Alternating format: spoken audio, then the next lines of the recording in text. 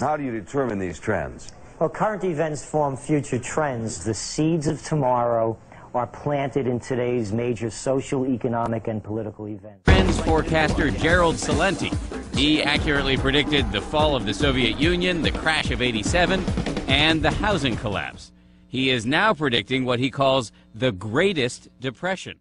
Gerald, you guys have been, and I don't know if it's you guys or maybe just you, been right on the money with a lot of these predictions. I mean, I can go through a list. You know, you predicted what, the dot-com bubble before it happened, the real estate bubble and the crash before it happened, that's right, and the war in Iraq, and on and on and on. How are you, Gerald? Good. How you guys doing? Doing pretty good. We talk to you at least once a year, I'm pretty sure, and you give your predictions. Tell us a little bit about what you had predicted for last year. What came true? What did you miss on? Oh, we hit them all last year. We had forecast the uprisings that were going to happen, the clamp down on justice, that people would realize that this economy hasn't turned around. We called a wake-up call. Virtually everything we forecast last year, we hit out of the park. We're living in an extraordinarily fragile time as a globe right now, are we not? Like nothing we've ever seen in our lifetime, or I would say anyone's lifetime. There's not one thing the government can do to solve this problem. They don't have the intelligence, and they don't have the methodology. Okay. You can't spend your way out of problems. You have to produce your way out of problems. This isn't even economics 101. It's economics for dummies. You can't print money based on nothing and expect it to fix the problem. See, We're going to go into a depression that's going to be worse than the Great Depression. You actually believe that there's going to be a revolution, food riots, tax riots. It's going to get that bad? It's going to get that bad. When people get hungry and desperate, things get ugly. And I'll tell you something else why it's going to really get ugly. Crime is going to go to levels we've never seen before. My saying is, when people lose everything and they have nothing left to lose, they lose it. This is the year it all starts falling apart. There is no recovery. Housing prices have fallen worse than they have during the Great Depression. What more do people have to know? And it's not only in the U.S., it's everywhere. And those bubbles now that they created in other countries to try to prop it up, those real estate bubbles, they're collapsing as well. The entire financial system is collapsing. Look what's going on over in China. All of the empty buildings. Look at the home sales and real estate market. That's in steep decline now. The only way they kept this global Ponzi scheme afloat following the panic of '08 was for the central banks around the world to keep juicing money into the system to keep it going. If you follow the leaders, you're going to fail. We're going into this, you better learn how to fight for your survival in intelligent ways. We're going into the Greatest Depression. It's going to be worse than the '29 Depression and the '30s Depression. Why? Back then, most people didn't own homes. There was no such thing as a home equity loan. Back then, people didn't have credit cards. There weren't $14 trillion in debt. Back then, we had trade surpluses. We had budget surpluses. You're going to lose your pensions. You're going to lose your benefits. There's nothing there. Economic martial law. I'm warning people, as I've said, I've been having difficulty getting my money out of the bank, and people are emailing me every day and telling me of their problems as well. So again, I don't give financial advice. You know my motto, think for yourself. All I'm saying is that the whole European system is collapsing. We saw that phony bond sale the other day, the last 2 days in Italy. Here the ECB dumped $600 billion into the banks so they could buy bonds.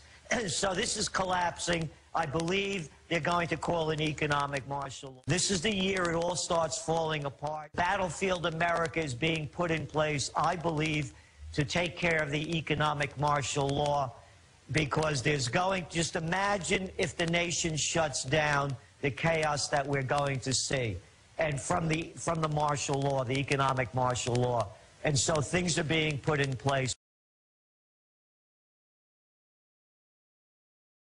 During the this time of Christmas, let us all remember that the only time Jesus Christ, the Prince of Peace, became angry and violent is when he picked up a whip and drove the money changers out of the temple.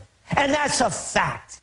And that's what's going on now. The money changers are in control of the temple. They're controlling everybody's lives. And they're driving this country into ruin.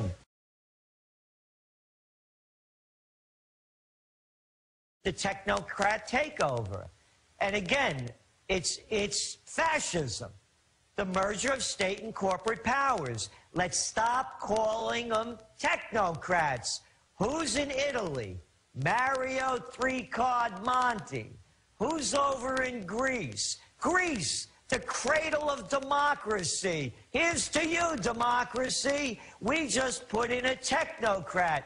Papademos, where's he from? Oh, this cat actually, he did a stint with the Federal Reserve. You mean Mr. Celente? Both of those guys are bankers? That's right. The money changers have taken over the temple in Athens, the temple in Rome, and of course the temple in Berlin, in Paris, the U.S., everywhere. It's not a technocratic takeover. It's the end of the for democracy that they've tried to tell us that we have, and it's fascism. Capisce? Let's call it what it is, Mario Monti. You should know. It's happening everywhere.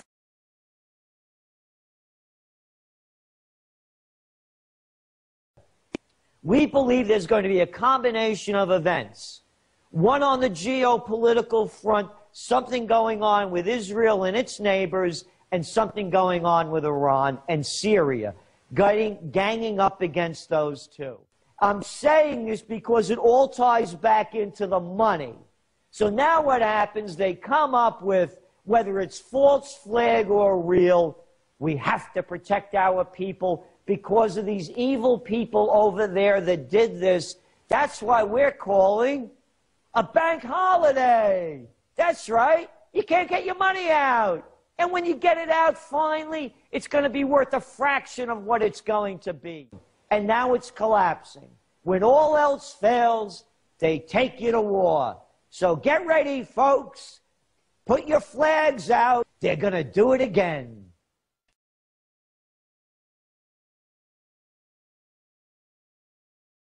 It's time we bring the manufacturing back and deal with each other, do business with each other, rather than doing it with the Chinese, with the Indonesians, with the Vietnamese, and the rest.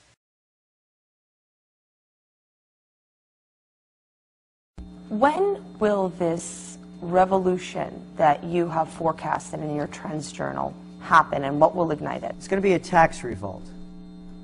We're going to start seeing a tax revolt. They used to say to us, you know, we agree with what you're saying, but can't you write about something positive?